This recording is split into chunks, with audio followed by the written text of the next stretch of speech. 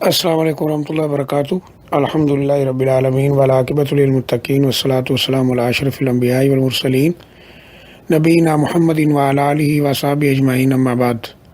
یہ کسی ہماری بہن کا سوال ہے کہ یہ جو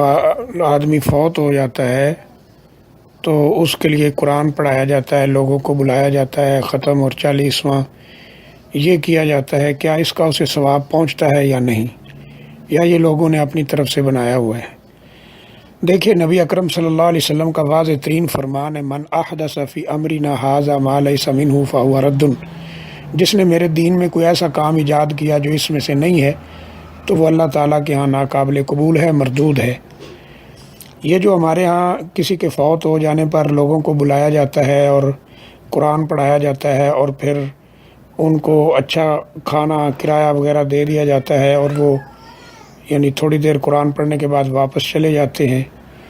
ایسا کوئی بھی شریعت کے اندر اس عمل کا نہ ہی تو کوئی ثبوت ہے اور نہ ہی اس عمل کا کوئی ثواب مردے کو پہنچتا ہے۔ سوچنے کی بات یہ ہے کہ پیغمبر علیہ الصلاۃ والسلام نے ہمیں چھوٹی سے چھوٹی تعلیمات، حتیٰ کہ باتھ روم جانے کا طریقہ، نکلنے کا طریقہ، اندر جانے کی دعا، باہر نکلنے کی دعا سب سکھلائی ہے، تو پھر یہ اتنا اہم عمل جو ہے کیوں نہیں سکھلایا؟ اس کی وجہ یہی ہے کہ یہ ہے ہی نہیں شریعت میں، بعد میں لوگوں کا بنایا ہوا ہے۔ اور دوسری بات یہ ہے کہ رسول اللہ صلی اللہ علیہ وسلم کے اپنے 3 بیٹے فوت ہوئے ہیں آپ کی زندگی میں ہی،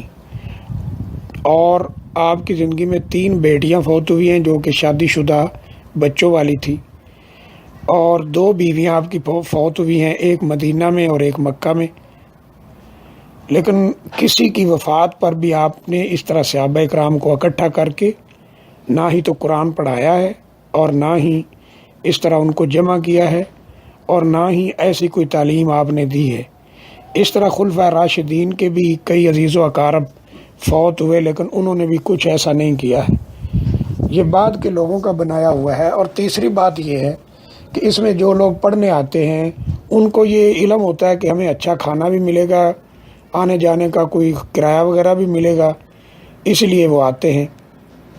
اگر یہ کچھ ان کو پیش نہ کیا جائے تو کبھی بھی وہ آنے کے لیے تیار نہیں ہوں گے،